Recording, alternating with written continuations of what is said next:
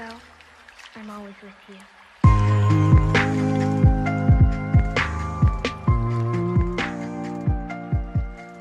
How's it going, guys? I have just beaten Kingdom Hearts 3, 2 weeks after release date. Meanwhile, Josue has beaten Kingdom Hearts 3 for how many days now? I finished the game 2 days after it came out. Okay, yeah, so you could say there's a fair distance between us of when we finish the games. Today we thought it'd be wise to have a discussion on what we felt about the game. The most important question we felt about answering today was 13 years worth it? Kingdom Hearts 2 came out 13 years ago, and holding this game next to the Kingdom Hearts 2 Lite would not be a wise choice. So I think we're going to look outside the games, inside the games, everything in between, the development of it, the characters inside of it, the worlds, everything from the beginning to end, and discuss whether Kingdom Hearts 2 is actually a good game. So Josue, do you want to start off by what your biggest thing you want to point out now that the game's over? Yeah, so I've been noticing a lot of comments online that people are comparing this game to Kingdom Hearts 2, since Kingdom Hearts 2 is still considered the best game in the series. Yeah, deservingly so. I think I agree with that as well, but I think people keep on comparing this game to Kingdom Hearts 2 Final Mix, which is the most annoying thing about that, because every single main titled Kingdom Hearts game vanilla release was kind of in doo-doo. Not doo-doo. The games are obviously still amazing.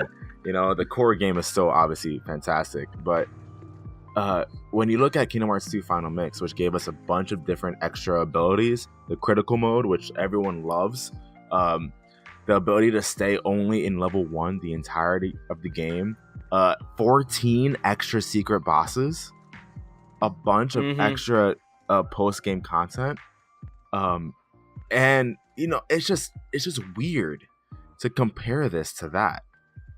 It's not even just weird, it's also unfair, because think about it like this. Let's say you made a game, right? And then you're making the final version of it. You can see what people didn't like and liked about it, so you can add what they're missing. Well, Kingdom Hearts 3, you don't know what people are going to think about the game until it's out. So how is it fair to judge it against a game that had some time to find out what they were missing? Exactly. And I know that if Kingdom Hearts 2 Final Mix never came out, I feel like we'd be having a much different conversation about that. I think No, yeah, definitely. And I think when the inevitable DLC comes out for this game, when we're gonna see a bunch of different extra content, which I'm hoping, fingers crossed, that happens. But I am confident it is gonna happen, and I think when that happens, I think it's gonna be a much more fair conversation to be held when it comes to definitely how this stacks up. I was about to say, I feel like also Kingdom Hearts 2, the reason why people keep saying it's better than Kingdom Hearts 3 when they're comparing them is, I feel like for the time KH2 came out, it's a much better game because of that. When you have Kingdom Hearts 3 that came out now in 2019, you're comparing it to a lot of things that have happened in the 13 years of video game history. You're holding it to high expectations. In 2006, I feel like KH2 blew the water with the things it did. You feel me? So I feel like it's kind of hard to compare these two games when they came out at different times. Yeah. Now, granted, I do think that if this game came out, let's say 3 to 4 years after KH2, at least like in the PS3 era, I think this game would be getting so much more love. Oh, people would be going nuts. Like, this game broke everything we would ever imagine about a KH game. Yeah, and it sucks because and that just shows you I think this game is still amazing. I think this game is great, but that long wait, I think, really did ruin it for this. Yeah, the two things, in my opinion, that made this series shoot itself in the foot for KH3 was the length. 13 years is just way too long for any game. You're going to build up to way too much hype, and it's going to be really hard to keep up with that hype. And number two, I think the second thing that they shot themselves in the foot with was just the convolution of the story of Kingdom Hearts in general. Because KH2, only KH1 and Chain of Memories came out by then. So it's a lot easier to contain and, do things in the story without being too complicated. Now imagine KH3, there's so much stuff and there's so much exposition to give that a lot of people will complain that, like, oh my god, there's so much that I have to go through. I don't know what this means and that means. And I feel like that's just an unfair fight they have to put up against each other when Right. one only has 2 games before it and the other one has a whole series of different little games between it. Right. And I do think Square Enix did their best to try to get people on caught up before Kingdom Hearts 3, especially with the re-releases of the games and the compilations. I think they did a pretty good job doing that, but just the fact that, you know, people have had to buy so many different consoles in order to really keep up with the story of the games, at least in the original releases of each game, really messed up this series in the end. I know Namura's original really vision was, he wanted to spread the Kingdom Hearts love to all different kinds of people. But the fact that every single game in this series, despite the console that it's on, ended up being crucial to the series in terms of story, really did mess up Kingdom Hearts in the long run.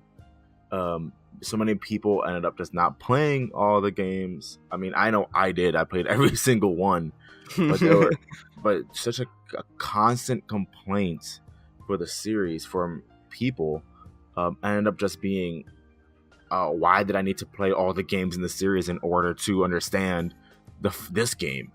Which, on one hand, I think is a stupid argument. It is, yeah. Because you just don't read Harry Potter and the Deathly Hallows without reading all the other books first. But no, yeah, exactly.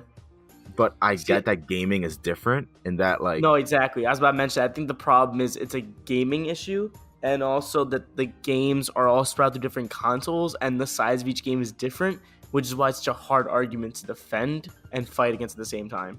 Right. You can pick up Call of Duty, I don't know, Black Ops 4 without having played 1 through 3.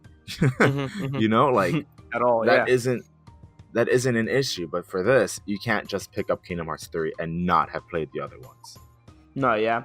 But I feel like that's also, like, it's also not a problem of just, like, people, like, who haven't played the game. I also feel like people who have played the game, like me and you, at times it feels like just too much exposition. At times I felt myself just going, okay, I feel like I get it, like I know what the story is and you've mentioned it before. If you keep mentioning it, it's going to get really annoying really fast. And it kept happening. And I don't know how you felt about it, but the exposition just felt so annoying to me. Well, I did have this conversation with you in private in which I felt like a lot of that had to do with the fact that everything in this game is now voiced over. Exactly, yeah. And once again, it was one of those things that at first it was like, oh my god, that's amazing. This is so cool. And when I was first playing this, I was really excited by that. I was super excited by the fact that everything is voiced over. And then I realized that some of these cutscenes ended up being super long. For me, being a Kingdom Hearts stan, I didn't really care. Like I'm like, yeah, give me everything. I'm ready. But then you can see the sacrifice. Like you can see the value of those text boxes from Kingdom Hearts 1 and 2. Honestly, there's so many moments too where the dialogue is so tiny that some cutscenes are literally just silence and people moving and then mentioning a word or two. Like it's really not meant to be a cutscene at all. The amount of times you can count people just running and going, or just like looking at each other and doing the anime like, like it's so many times that it gets annoying and really old really fast. Yeah. And again, that's just one of the things where, like, you know, it sounds like a great idea, but then the execution of it just ends up kind of just ruining the game. I wouldn't even say ruining. I feel like that's a bad word because it's not like the game is ruined because of it, but it ends up being a complaint against the game. It ends up being a negative against the game. No, exactly. It sounds great, but once you implement it, you realize, wow, a lot of these really shouldn't be cutscenes. Yeah, exactly. Did you ever look up how many hours of cutscenes there is in this game? It's over 10. It's 10 hours. 10 hours of cutscenes in a game. Yeah. That's insanely ridiculous to me. Yeah. 10 I hours, still like, don't. It's the funniest thing is that I don't even think this is the worst game in terms of cutscenes.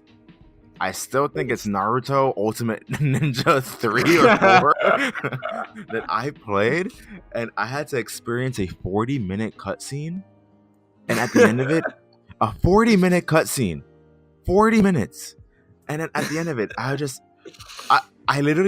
think I just gave up on the Naruto series after that. I think I just gave up. That 40-minute cutscene was just the anime playing. That's honestly what it was. Like, it was just the anime redone in 3D. But that's really besides the point right now. So I also feel like the cutscenes in Frozen and Pirates of the and Caribbean. what's his face? No. Frozen and Tangled felt so weird to me because they were just straight up the movies. Like, it was really weird to me that they put the movie in there because I feel like it's cool. Don't get me wrong. Like, it's dope they put the movie in there because it's once again a Disney game. But at the end of the day, it just feels bizarre that I'm trying to get through this game and I have to watch the song, like Let It Go, that I've seen a million times already because the movie's been out for a long time. And at that point, it just feels like you're forcing Frozen onto me, like, go watch Frozen. And it gets a little bit annoying for me. It also feels like at points that, like, Sora just kind of was placed there. Yeah. Like literally you're watching the music video again, except Sora just gets edited into it. It wasn't a good idea in my opinion. They should not have done the song in the entirety, especially like Let It Go. Did we really have to do the entire 3-minute song? That was a bit excessive. Right. I'll say that this has been an issue since Kingdom Hearts 2. There was a lot of worlds in Kingdom Hearts 2 where it just felt like Sora was just there. Just experiencing it.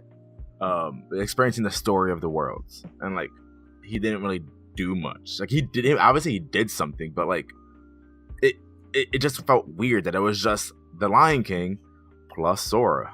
Like, you know, like no, and for this, and it's so weird because this game showed us that you can retell the story of a game while doing it right. Like, for the Olympus world, that was just the story of the movie, but it was done to a point where it actually felt like Sora was really doing something by saving the people in Thebes and then teaming up with Hercules to climb the mountain. And then it felt like he actually was doing an action.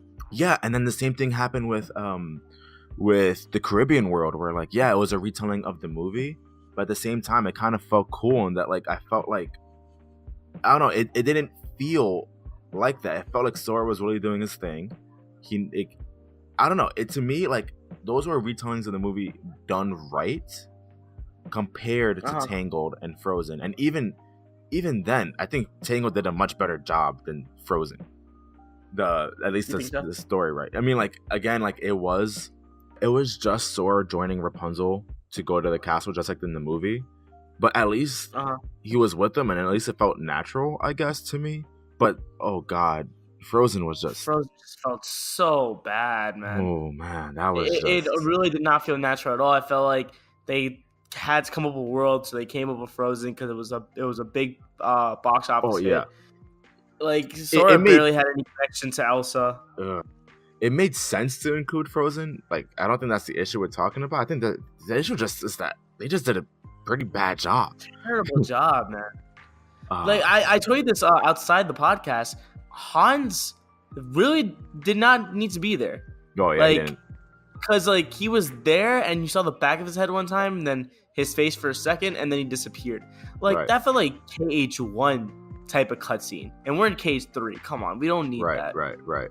But I think we should probably change gears because I feel like we've been constantly. Sure. I feel like we've been bashing this game too much.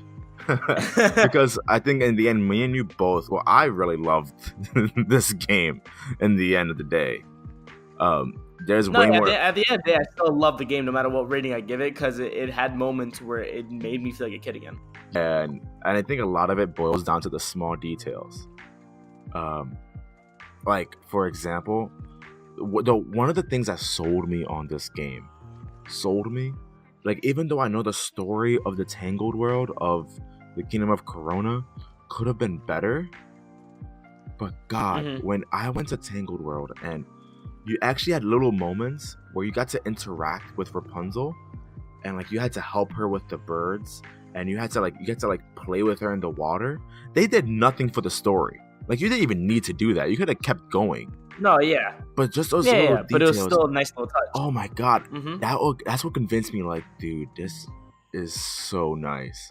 And when I finally got to the kingdom, when I got to the town, I remember myself hitting you up. And I was like so excited because this was never seen in Kingdom Hearts before. Like, we got a glimpse of it in Twilight Town. No, Because yeah. the Twilight Town in Kingdom Hearts 3 is, even though it's small and it's super tiny compared to Kingdom Hearts 2, but God, what we got was just beautiful. And then we saw it again in Corona, where in that town, and the people actually feel alive, and there's people talking to each other. God, I was just That's one thing. That's one thing I'm gonna give the world or the game in general. Their visualization and feeling of actual like real Disney was very well done. All the worlds really felt like their Disney environments. They felt alive for the most part. I'm not gonna touch too much about Frozen, but they felt alive. Like, the music was perfect and the visualizations matched it perfectly well, to the point where it didn't feel like a KH game. It felt like a KH game done right for Disney worlds. Right. The same thing applies to the Caribbean, Port Royal. Oh my God. The Caribbean. Hold on, wait. The Caribbean is just. I want to take a minute just to talk about the Caribbean. The Caribbean is the most insane thing I've seen, dude. You literally could jump. I told you this. You can jump off the ship anywhere on the map and go swimming. That's nuts to me. You know how much time and development you have to do that? Yeah. There's no invisible walls in Caribbean except for the wall that's encompassing the entirety of the ocean. Everything inside that square is navigational. Like, that's insane to me. And you know what's the scariest thing to me? The fact that, so it makes sense that the Caribbean has the most treasure chests to find. Granted, it being also the pirate world, which is like all about finding treasure, which makes sense. But still, Yeah. Like, I'm terrified to find these treasure chests because of how massive this world is. I don't know where to look. I don't know where to start. I went to every single island already. I explored every single island and what they had to offer. I searched all of it from top to bottom. And I'm like, okay, great. I think I got a bunch of treasure chests. Let me see how much I actually have.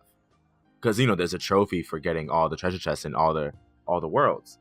And I looked, and I still have 13 left.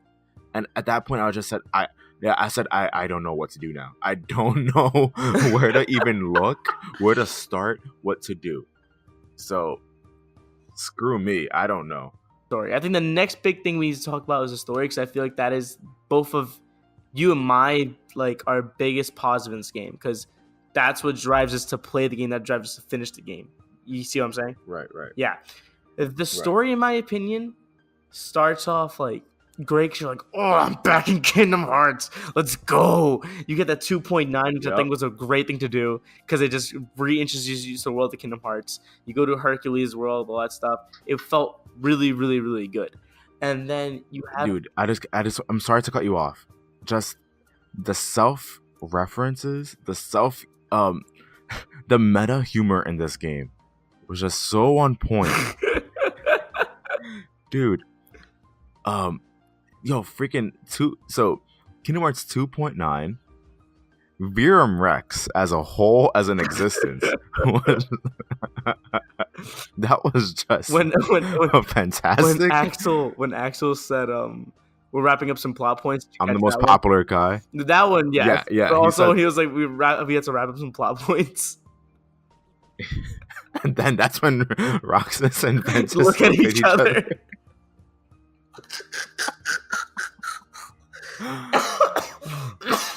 And not even just that. There were a lot of moments that I was actually laughing because of what Goofy and Donald would say about Sora. Because they would roast Sora sometimes. Yeah. I'll say this. So you're right, 100%, that you start off the game and oh my God, you're excited. It's Kingdom Hearts again. Let's do this. The whole dive to the heart segment in the beginning was so fantastic. Beautiful in Unreal Engine. It's fantastic. But I just want to say that this game, so we know that, Sora, Donald, and Goofy were always boys, throughout the entire series. But dang, this game really showed off their friendship. Yeah, it really did. And I loved every single second of it, because I actually felt like I guess we did talk about the curses of so much voice acting, Mm-hmm. but this was definitely one of the blessings of the voice acting, and that we really were able to see their friendship shine through them talking to each other and getting through situations together. Mm-hmm. Definitely. And that just, oh my god, there were a lot of moments where I just felt happy just seeing them, and it all wrapped up in the end of the game. And you even hit me up too about it. Yeah. Just seeing like Sora was gonna go fight Xehanort all alone, and then Donald and Goofy were like, "Yo, who do you think you are, Sora?" Yeah, Like, I got excited. I was like, yo, they're coming with me. Let's go. yeah. And the funniest thing though about that was that Donald said, "Okay, but we're actually only going with you because we really have nothing else to do here because we don't have Keyblades." Yeah. And then Goofy was like, "Yo, Donald, shut up." Like, that's the funniest thing to me is that, like, they're your boys, but they were also keeping it real. They really were. And then broke you constantly in front of other people. Yeah, and that's just seeing that. And, oh my god, the Unreal Engine and just the story in this game, yes, at points, it could have been better. We will not argue against that. No, yeah. But the story that we did get, dude, even just seeing when you saw Donald use Zeta Flare, I went wild. oh, Yo, that's a spell that has. Yeah. When I saw that, I was like, how long have you been holding this back for? You could have one-shotted mad enemies with that. Dude, the fact that people on Reddit were doing some science stuff on this, trying to figure out how strong this move is. And I love it that was his one moment to shine. Honestly. And Oh, like, so what I was saying before, like, you have the beginning 2.9, right? And then I feel like the story kind of focuses more on the beginning and the ending. The middle doesn't have too much story. It's more Disney exploring. But that beginning and end, they captured so well for KH fans. And I feel like this game, sure, like you said, like you already mentioned it, the story, like at moment, it's like, okay, that could have been better. But you can't lie that it does justice for KH fans. It does things that we've wanted to see for a while now. Like, we wanted to see Roxas, Xion, and Axel come back together. We wanted Terra, Aqua, and Ventus to get like the justice they deserve. We wanted to see them all come together in the last fight, and it felt good to finally have people come back. That's one thing you can't knock off about the story. It just feels good that for once everyone's winning. Yeah, and it's weird to me to hear so many complaints about the game, and for people to say that this game is bad. I'm sorry, I can never agree with that statement. Yes, there are issues with the story, and yes, there are issues with the gameplay. Like, for example, the whole attractions thing. I know that could have... Yeah, a lot of people do not like that. Yeah, and I understand that. But it's still magical. Really it's still a magical game. It's a magical experience. To say it's terrible is just a lie. Because you can't tell me, like, through all those negatives. Like, we both faced those negatives too. You and I both faced it. You can't tell me through that whole gameplay experience, you didn't even crack a smile thinking of how fun it was to go through these worlds, fighting Heartless like you used to back then with this amazing visualizations, and actually seeing these characters once again. You can't tell me you didn't feel happy and excited doing it. Exactly. I mean, I did. I did. Oh no, I'm talking about like people who give the game bad reviews. Like, you can't tell me you just genuinely didn't have fun with it, because at the end of the day, that's the most important thing. I had fun and a great experience playing the game. Yeah, there's no way that you actually, to me personally, you went through this entire game thinking, yo, this is trash. Honestly, this is terrible. I've played bad games. Me and you have experienced terrible video games. Bad games. And oh my god, trust me and Simon, whoever is listening to this, this is not a bad game. At all, dude. This game could be a lot worse. They could have easily taken away so many things they gave us to make it a bad game. There's things that lacks, but the things that lacks does not make it a bad game. And I feel like we're also forgetting something that I think a lot of reviews of this game are also overlooking. Dude, there's just the amount of work that they put into the gummy ship.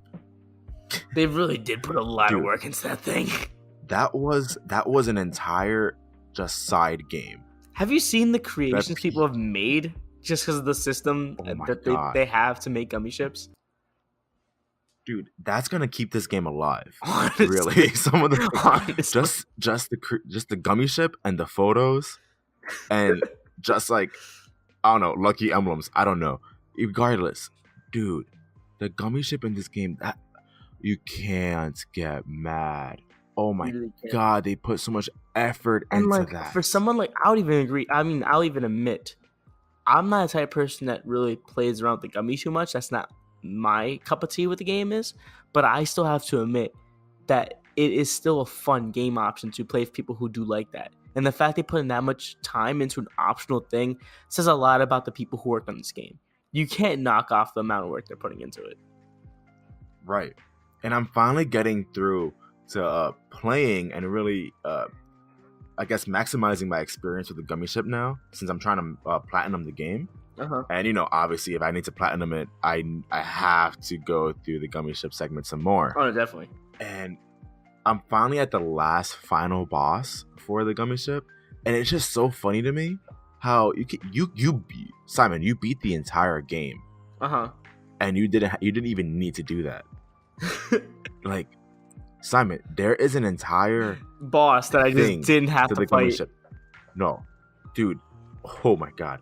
Did you even realize that third section, like that third extra, I don't know, area for the gummy ship that we got to go to? You know what I'm talking about, right? Like there's like three segments. Like the first segment had Twilight Town. Oh, okay, yeah. What about? The second segment had Arendelle. And the third segment was just Keyblade Graveyard. Like when you start off in that segment, you're inside a giant ship, and you know, and I think you did the same thing I did. All you're trying to do is just figure out how to get to the outside of the ship, so that way you can go to the Keyblade Graveyard. No, exactly. That's exactly what I did. I just like went straight for it. Yeah, exactly. But for me, you know, now that I'm trying to 100% the game, I actually got to explore. I actually decided to explore it, and then I realized that the entirety of the ship is actually like a boss. Like, oh my god, I don't know. I'm sorry. This is just, bro. They just put work. I'm about to say, like, how long you talk about this gummy ship, dude? I'm sorry. It's just crazy to me how like so many people are just neglecting it. Yeah, they're overlooking this, and it's just insane to me that they continue to put in the work. Kingdom Hearts 1's gummy ship, to me, trash. Kingdom Hearts 2, way better, fun. Oh, you know, almost Star Fox like. Kingdom Hearts 3, wow. And no one talks about it. No, yeah, they all ignored it. Just like, it's all right. Because I think they just treat it as the way to navigate from world to world and don't actually utilize the things they gave us in the system. Right. But besides the gummy ship, there's other things also too that we still haven't mentioned that make the game great. The music is still kicking like always. The music, Scala Asylum. Oh my god. Oh. That theme song will play at my wedding. It really was hidden. Like I had it paused. Like I think I paused the game when I got to Scala to like get a cup of water, and as I had it paused, I got to listen to it more because I wasn't actually moving around and fighting enemies, and the music was picking up, and I'm like, yo, what is this? And then it all comes together when you're actually fighting Xehanort there. I was like, yo, this is a masterpiece song right here. Also, people really slept on this. People really slept on this one. I think you slept on it too. Did you notice what was playing when you fought Ansem, Xehanort, and young Xehanort? I mean, sorry, Ansem, Xemnas, and young Xehanort?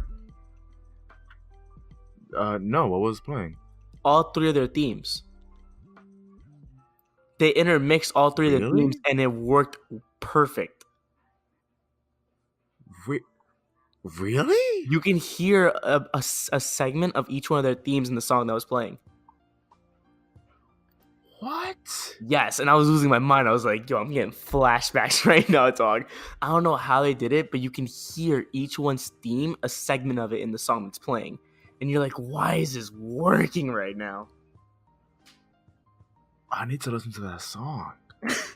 I just want to say, Yoko Shimomura, the composer for Kingdom Hearts, I will do anything for you. I just want to say, Yoko Shimomura, I love you. and, and you have given me so many fantastic songs. Okay, once again, me and Simon have talked about the greatness of Kingdom Hearts in a previous episode. And once again, that the greatest greatness of Kingdom Hearts is still prevalent. The music. I'm telling you, dog. That's, in my opinion, that's gonna be the number one thing that's gonna stick with me through this whole game. When that soundtrack drops, I'm buying it immediately. Oh, dude, and we are going to the orchestra. You know it's gonna be hitting. Oh, God, I've never even been to an orchestra. I'm just so excited. Yeah, I never have either. I'm so excited, dog. Another part I also want to mention too is how alive the characters feel in this game compared to the other games. They really feel present. Like, Sora has never really expressed this much emotion and just this much communication that really feels human in any other game, in my opinion. Same goes for the other characters. Right. They feel so alive, even if they're just, I don't know. No, that's a bad example. Wait, give me a minute. Hercules. Yeah, there you go. Hercules is a good example, even. Like, Hercules really felt like his character and felt like someone was actually giving him justice by the actual way he was moving, his voice, everything. Jack Sparrow, can we talk about that? The dude's face would actually just, like, do the twitch and things he would do in the movies. That's insane to me. That's not. They did Jack Sparrow justice. Oh Dude, my. at moments, like, his voice sounded a little off, but it doesn't matter because they really, really got him like 99%. It's insane how, like, much of a human he just looks like. Not even just him, just all the characters. Honestly, Davy Jones looked like he was actually from the movie in the game. Like, it looked like it was the movie Davy Jones' strip in the game. Yeah. Oh, God. I can talk about the Caribbean world for hours. And I really don't think we should do this. No, we shouldn't. No, but what was I gonna say? Yeah, the characters in this game probably the best we've seen in all of Kingdom Hearts.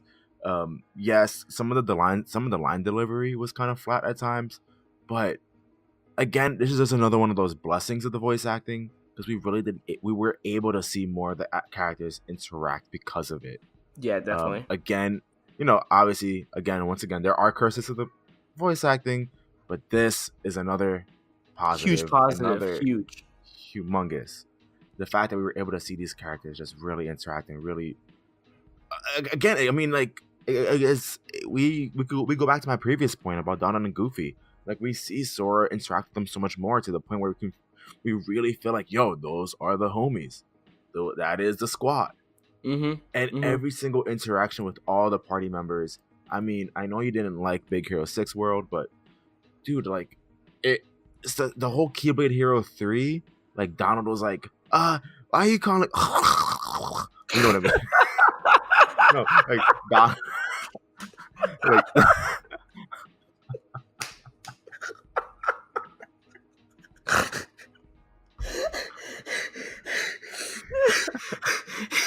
Okay, what were you saying? The fact that, like, Donald was all like, "Oh, why are you calling us Keyblade Hero 3? Like, we don't got Keyblades," and Sora's like, "Shut up." Like, yeah. And it really made it seem like they were buddies who've been around for years. Because they have been. Exactly. It was complimenting the character perfectly. Oh, God. Yeah, and just can we just say that, like, we finally see Sora and Kairi, I think, actually officially be a Yeah, thing. they finally showed that they clearly have something for each other. Especially when Sora had flashbacks to Arendelle in the Kingdom of Corona when they held hands. That was the most Yeah. obvious. Yeah, there it is. God, it's just way too long, but it Way finally too long. happened. And then she And disappears. now, yeah. I will say this. Another really big thing about the game that I'm experiencing that I know you haven't yet. I think compared to all the other vanilla Kingdom Hearts releases, I think this game goes the longest in terms of post-game content. I think there's Really? still a lot to do after you beat the game. And Wait, granted, some of I it may haven't be checked yet, tedious. so yeah. Yeah, granted, there's some of it is still kind of tedious. That I won't lie, like, you know, getting all the lucky emblems, that is. But for number one, the gummy ship, wow, like that is. No, yeah, there's a lot to do there. That's a game in itself. Then there's a bunch of. I'm sure you didn't even know this because, like I said, you just beat the game, so I don't even think you went around. There are For what? new like battle gates that just opened up, which are like those blue crystal. Yeah, I remember floating those things. Yeah. Uh-huh. Yeah, so those are actually now scattered around the worlds. Oh, really? And Now? they are super tough. I mean, not super No. tough. Like some of them are okay, but then there are some that are just like really like grinding your gears. Like they really test you. Yeah, I had a feeling when I went to the first one at the Keebler Graveyard and I saw the difficulty was like very, very light. I'm like, I can see this having an insane difficulty in one of these worlds. Yeah. Like once you like, so like for post game, a bunch of those battle gates are now showing up all over the worlds, and that gives you another opportunity to go through them. And once you go through them, you get secret reports. Remember those from the Really? They're in the couple games? Yeah, that's actually in this game. I haven't read them yet because I'm trying to get all of them first, so that way I could just read it all in one go. But yeah, so they're back. So that's another thing you got to collect, the secret reports, and they're actually fun to collect. They're actually really cool. They're actually really challenging. And then you have to get the ultimate weapon. That is a journey. I heard. I looked up the requirements. Yo, this is the hardest game to get the ultimate weapon. They are making you work for it. Honestly, and it's just I don't know. Yeah, and then you have the two secret bosses in the game. I don't know. Compared to the other games for post content vanilla release, this was. It's the best. I don't know. I'm really satisfied. I feel like low key also it's also gonna have more content with DLC eventually. I feel like there's 100%, gonna be more stuff. And I hope it's another world too. You think so? I don't know. I shouldn't get my might hopes be up. asking for too much. Yeah, I think that's definitely not gonna happen. I really want it. My last point I want to say for why I think this game is in nowhere near bad at all, and it's actually a good game, is the callbacks they had to the other games. I feel like that's another love letter to the series. I mean, to the fans, excuse me, is that how many times they really mention the past, and you think to yourself, man, it's really been 13 years. For example, there's small things like you get to fight Xemnas with his lasers again, bringing you back to KH2. Or you'll have a flashback to something that happened in KH1 when Riku talks about him and his Battle of Darkness. Like, there's so many things that get mentioned in the old games that make you just genuinely feel good that the saga's ending, essentially. It feels good to just relive through all that. That's why I also feel like people who didn't play any games besides 1 and 2 probably didn't feel any connection to those moments, like people like you and me did, where like they'll draw something from 358 over 2 or something from Birth by Sleep. They just didn't feel anything, and right. I just feel like you can't really justify a review from a person like that. Right, and especially it's a crime for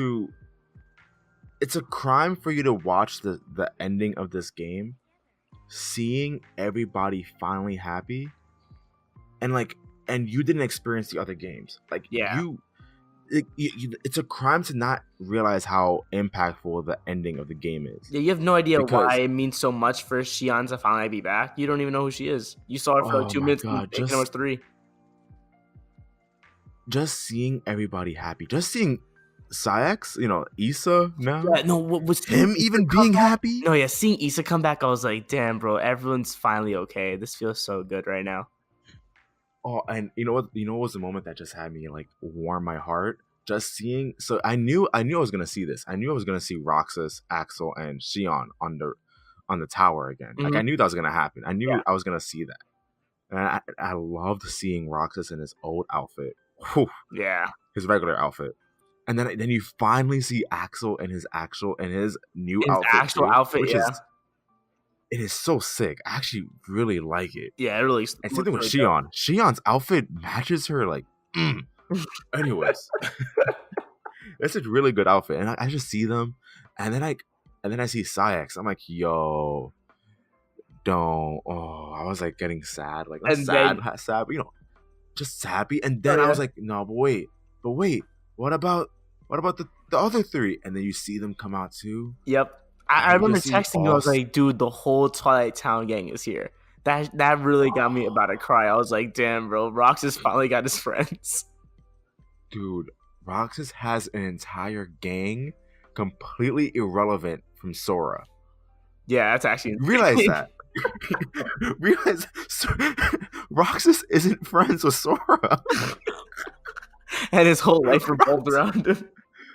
Right. No, and that's the best thing. Remember, Sora said, Roxas, you are your own person. No, yeah. And then you finally see at the end of the game. He really is. Yo, Roxas has his own squad, and nobody in that squad is Sora. At all. There's moments like that in this game that make the game so great for me.